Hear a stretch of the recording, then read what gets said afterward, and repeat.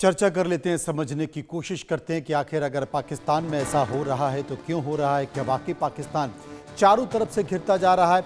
आने वाले समय में पाकिस्तान के दिन ठीक नहीं हैं, क्योंकि 3 साल में पाकिस्तान के ही अंदर वो तमाम आतंकवादी, चाहे लश्कर से जुड़े हुए हों, चाहे जैश ए मोहम्मद से जुड़े हुए हों या फिर हिजबुल्लाह से जुड़े हुए हैं, 3 साल में करीब 20 ऐसे आतंकवादी हैं जो मारे जा चुके हैं।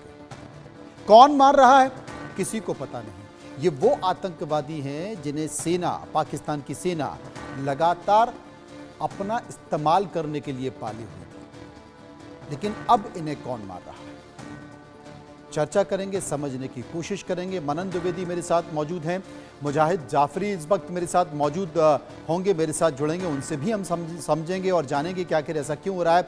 मनन साहब, एक तो पाकिस्तान में ही वो आतंकवादी मारे जा रहे हैं जो कभी पाकिस्तान की सरकार, पाकिस्तान की सेना के हाथों की कठपुतली थी, और तमाम पाकिस्तान के दुश्मन जो देश हैं उनके यहां जाकर आतंकवादी घटना को अंजाम देते थे या उन आतंकवादी घटनाओं में मदद करते थे। वही आतंकवादी अब पाकिस्तान में मारे जा रहे हैं। दूसरी तरफ पाकिस्तान घिरा हुआ है, पाकिस्तान घिर चुका है। वो टीटीपी के निशाने पर है, वो तालिबान के निशाने पर है। क्या कहेंगे इन तमाम घटनाक्रम को लेकर? क्या वाकई पाकिस्तान की सियासत, पाकिस्तान की सेना दबाव में है? देखिए, मैं यहाँ पर ये बोलना चाहूंगा कि जिस तरीके से तालिबान और टीटीपी मिलकर लोहा ले रहे हैं पाकिस्तानी सेना से, तो इससे हमें ये सोचना चाहिए। हम लोग अगर इतिहास के पन्नों को पलटे तो हम ये पाएंगे कि ये जो पूरा जो आफपाक का जो क्षेत्र है, FATA, federally administered territories, tribal authority, और बलूचिस्तान और खैबर पख्तूनवा, वहां पर देखें तो यहाँ पर अमरीकी इन्फ्लुएंस भी रहा, और अमरीकी थिंकर्स ने और भारतीय थिंकर्स ने इसको बोला है कि ये जो क्षेत्र है पूरा आफपाक का, ये एक तरीके का फ्रंटियर का क्षेत्र है, और यहाँ पर ये क्लियर नहीं हो पाता है कि सॉवरेनिटी, संप्रभुता किस राष्ट्र के पास है पूरी तरीके से। मैं कह रहा हूं पूरी तरीके से। तो यहाँ पर जो नॉन स्टेट एक्टर्स होते हैं, जैसे कि काबुल में रूल करने वाला तालिबान, या फिर आईएस के इस्लामिक स्टेट ऑफ खुरासन, या फिर तहरीक तालिबान पाकिस्तान टीटीपी, इन लोगों की ताकत बहुत बढ़ जाती है, और ये लोग बेसिकली गुरिल्ला वॉरफेयर में बड़े दक्ष होते हैं। तो पाकिस्तानी आर्मी की अगर इतिहास भी हम देखें तो हम ये पाएंगे कि उनके पास अत्याधुनिक हथियार होते थे, और भारत के ऊपर भी पैटर्न टैंक से और सेबर जेट से इन्होंने 65 में, 71 में अटैक किया, 1999 में भी सटरफ्यूज के चलते इन्होंने भारत के साथ युद्ध किया। पर पाकिस्तानी फिर भी आगे विजयश्री को कभी भी आत्मसात नहीं कर पाए। तो मुझे लगता है पाकिस्तान आर्मी को संभलना पड़ेगा, और बड़ी स्ट्रेटेजिक तरीके से ये जो गुरिल्ला वॉरफेयर है, ये जो एसिमेट्रिक वॉरफेयर तालिबान और टीटीपी चला रहे हैं पाकिस्तानी आर्मी के अगेंस्ट, इसको टैकल करना पड़ेगा। और जैसा कि आपने मुझे, आपकी बात पे मैं आता हूं, पाकिस्तान पूरी तरीके से घिर गया है, आपकी बात सही है। क्योंकि ईरान से भी हम देखें तो ईरान से भी एक्सचेंजेस, आर्मामेंट्स के मिलिट्री एक्सचेंजेस हो चुके हैं पाकिस्तान और अफगानिस्तान, पाकिस्तान और ईरान के बीच में, और एक दूसरे के न्यूक्लियर रिएक्टर्स के ऊपर वो लोग तीखी निगाह रखे हुए हैं। और अफगानिस्तान में हम देख ही रहे हैं क्या हो रहा है। और उसके अलावा हम ये देखें कि चीन भी पूरी तरीके से अब बौखलाया हुआ है, और पाकिस्तान की में जो उसने स्पेशल इकोनॉमिक जोन्स और जो बॉर्डर रोड इनिशिएटिव और ऐसे कई लोन देकर इंफ्रास्ट्रक्चर डेवलप करने वाले जो कार्यक्रम हैं, उनमें चीन भी पूरी तरीके से लूट खसोट करने के लिए अब पाकिस्तान में तैयार है। और सबसे बड़ी बात है, भारत में एक बड़ी ताकतवर सरकार है प्राइम मिनिस्टर नरेंद्र मोदी के नेतृत्व में। तो इसके चलते अगर कुछ भी होता है पाकिस्तान, और आजकल पिछले 1 महीने से आतंकवादी गतिविधियां कश्मीर में और कुछ बॉर्डर क्षेत्रों में देखने को मिली है, मतलब ये कि क्रॉस बॉर्डर टेररिज्म से पाकिस्तान अभी भी बाहर नहीं आ रहा है। तो मुझे लगता है कि कोई सर्जिकल स्ट्राइक या उरी की तरह कोई अटैक है जो शायद भारत करेगा, क्योंकि 2-3 भी हमारे जवान या हमारे आर्मी के अफसर मरते हैं तो ये पाकिस्तान की भुट्टो के समय से, जुल्फिकार अली भुट्टो के समय से टेक्निक है कि ब्लीडिंग इंडिया वाइड, तो इसको हमें रोकना जरूरी है। पर मुझे लगता है पाकिस्तान में खुद डोमेस्टिक फैक्टर्स इतने खतरनाक हैं, वहां पे पॉवर्टी है, अनएम्प्लॉयमेंट है, उनका इन्फ्लेशन रेट बहुत बढ़ गया है, और खुद पाकिस्तानी इमरान खान भी और उनके जो अभी प्रेजेंट प्राइम मिनिस्टर हैं वो भी कटोरा लेके घूम रहे हैं आईएमएफ और वर्ल्ड बैंक के सामने, और चाइना बड़ी चालाकी से पाकिस्तान के इस कम आते हुए पैसे में भी सेंध मारने को तैयार है। और उसके अलावा राजनीतिक अस्थिरता भी बहुत है पाकिस्तान में कि वहां पे इमरान खान को अमेरिका की शहर से हटाया गया, इमरान खान चिल्लाते रहे, करप्शन, नेपोटिज्म, डीप स्टेट, और साथ में देखें तो उनके डोमेस्टिक फैक्टर्स में जो वहां की फौज का जो फौजी फाउंडेशन है और ऐसे कई फौजी सपोर्टेड इंडस्ट्रियल और कॉर्पोरेट सेक्टर्स हैं, उसके चलते भी पाकिस्तान की कमर टूटी हुई है। ये बड़ा सवाल, ये तमाम फैक्टर आपने मनन द्विवेदी साहब बताए, लेकिन जिस तरीके से पाकिस्तान पैसे दे रहा है, चाइना पाकिस्तान को पैसे दे रहा है और वो जानता है कि जो पैसे दिए जा रहे हैं तमाम योजनाओं में वो इसका बड़ा हिस्सा भ्रष्टाचार में जा रहा है, चूँकि पाकिस्तानी सेना को के मुंह में तो खून लगा हुआ है, भ्रष्टाचार की बहुत सारी शिकायतें आ रही हैं, तो वो अब वो बहुत आसानी से इस बात को पचा ले रहा है या फिर छोड़ दे रहा है, उसके पीछे का कारण है कि चर्चा करेंगे। लेकिन मुजाहिद जाफरी साहब इस वक्त हमारे साथ जुड़ गए हैं। जाफरी साहब, एक बात मैं पूछना चाहता हूं, क्योंकि पिछले 3 साल में कई सारे आतंकवादी पाकिस्तान में मारे गए।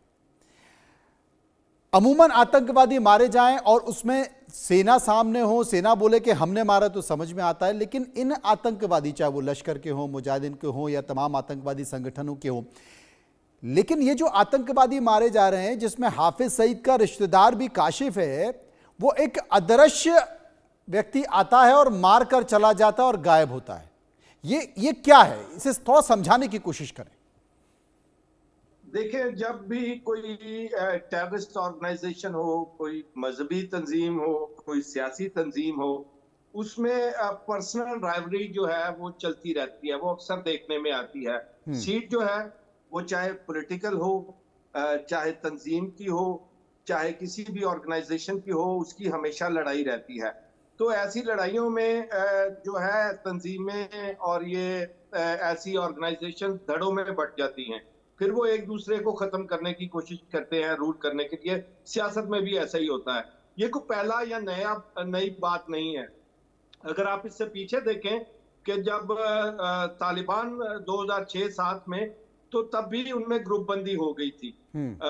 इस तरह ग्रुप बंदी का हो जाना कोई अचंभे की बात नहीं है। जहां तक काशिफ के मर्डर की बात की है आपने, तो मेरी सवाबी में कुछ जर्नलिस्ट से बात हुई है, पुलिस ऑफिसर से बात हुई है, वो अभी कुछ तय नहीं कर पाए कि इसके पीछे कोई टेररिस्ट एक्टिविटी है या उसकी पर्सनल दुश्मनी भी थी। तो पर्सनल दुश्मनी भी चल रही थी, तो अभी तक क्लियर नहीं हो सका, इसलिए इस पे कुछ कहना मेरे लिए कबल इस वक्त होगा।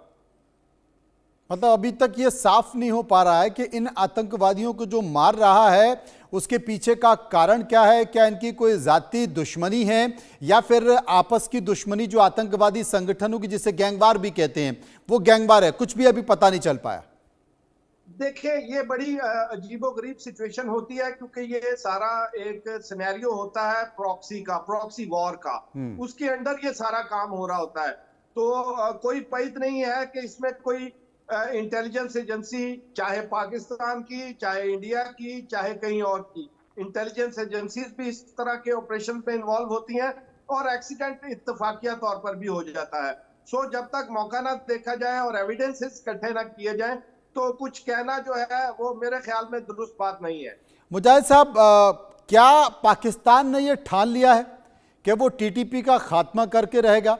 क्योंकि जिस तरीके से टीटीपी के अड्डों पर पाकिस्तान ने एयर स्ट्राइक की है, फिर वही एक तो पहले की थी, फिर वही आरोप लगाया गया है कि साहब उस एयर स्ट्राइक जो कि कबीलों में की गई है, बहुत सारी महिलाएं और बच्चे मारे गए हैं, और टीटीपी ने फिर एक बार धमकी दी है कि हम इसका बदला लेकर रहेंगे। तो क्या पाकिस्तान ने तय कर लिया है, क्योंकि टीटीपी मानने को तैयार नहीं है, पाकिस्तान समझाने की कोशिश कर रहा है और पाकिस्तान शायद ये मान भी चुका है कि अब नेस्त नाबूद करना होगा। तो क्या कर पाएगा या कोई बड़ा जवाबी हमला टीटीपी पाकिस्तान पर करेगा, जैसे कि अक्सर करता रहा है आतंकवादी हमला?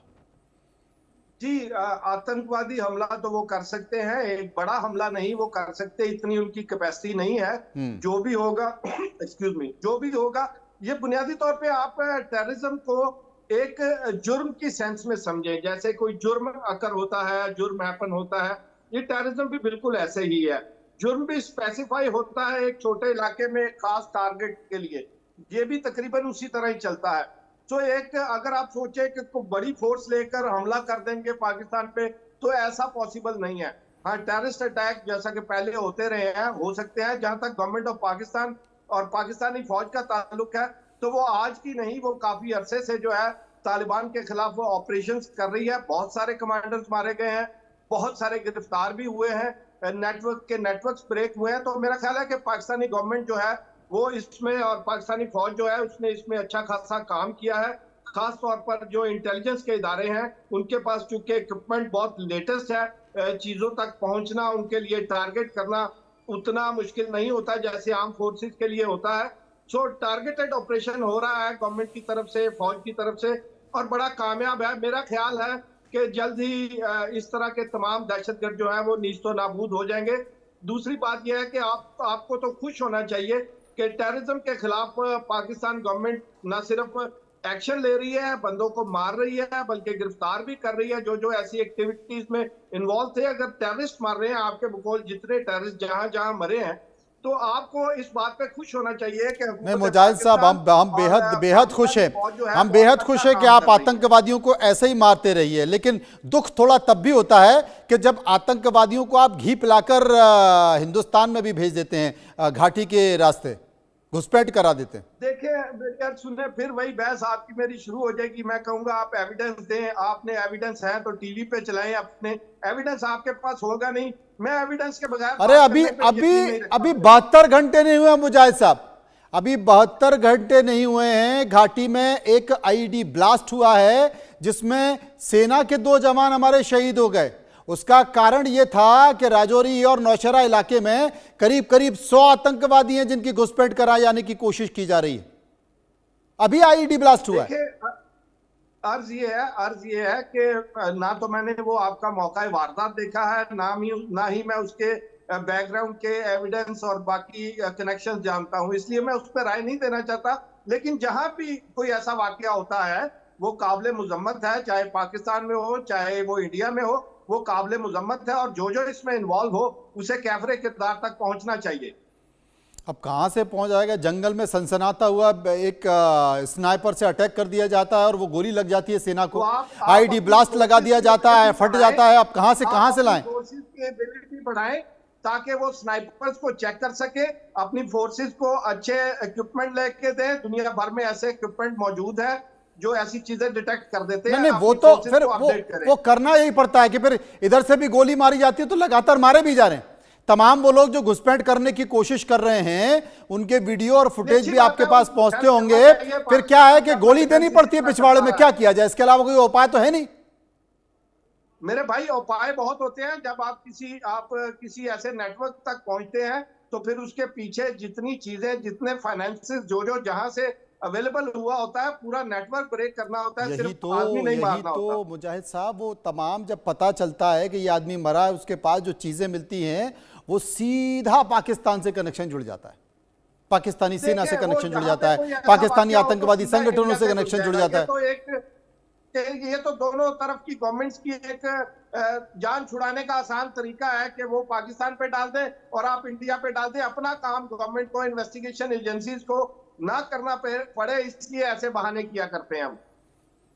मनन द्विवेदी साहब, जिस बात का जिक्र कर रहे थे मुजाहिद साहब के, पाकिस्तान ने ठान लिया है कि टीटीपी के जितने भी आतंकवादी संगठन उनको नेस्त नाबूद कर देंगे। ये बात उन्होंने ठीक कहा कि उनके पास अत्याधुनिक हथियार नहीं है, उतनी फौज नहीं है, लेकिन वो गुरिल्ला युद्ध में माहिर हैं। और चूंकि जब वो घटना करते हैं तो वो घटना बड़ी हो जाती है। हमने देखा कि किस तरीके से आर्मी स्कूल में उन्होंने हमला किया और 100 से ज़्यादा लोग मारे गए और इतना भीभत्स नरसंहार हुआ कि उन आतंकवादियों ने बच्चों को भी नहीं छोड़ा।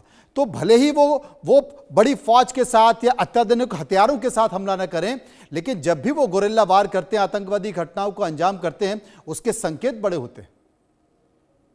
ये बिल्कुल, अगर हम देखें कि कोई भी वॉर अगेंस्ट टेरर होता है, जैसे कि अमेरिका ने एक अम्ब्रेला फिनोमेना स्टार्ट किया था, इनिशिएट किया था, सितंबर 11 में वर्ल्ड ट्रेड सेंटर की बिल्डिंग को गिराया गया था और पेंटागन पे भी अटैक हुआ था, जब एक तरीके से सुपर टेररिज्म का एग्जांपल था वहां पर।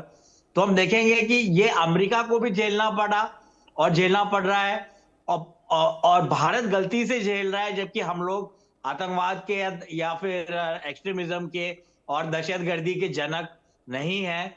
और पाकिस्तान को भी ये झेलना पड़ रहा है, क्योंकि पाकिस्तान एक तरीके से आतंकवाद का और दहशतगर्दी का जनक है। मैं ये बात पहले भी कह चुका हूं कि अंतर्राष्ट्रीय विषयों में अगर हम जाएं तो वहां पर उनकी वहां की जो अवधारणाएं होती हैं, पॉलिटिकल अवधारणा होती है, उसमें एक है बूमरैंग फिनोमेना।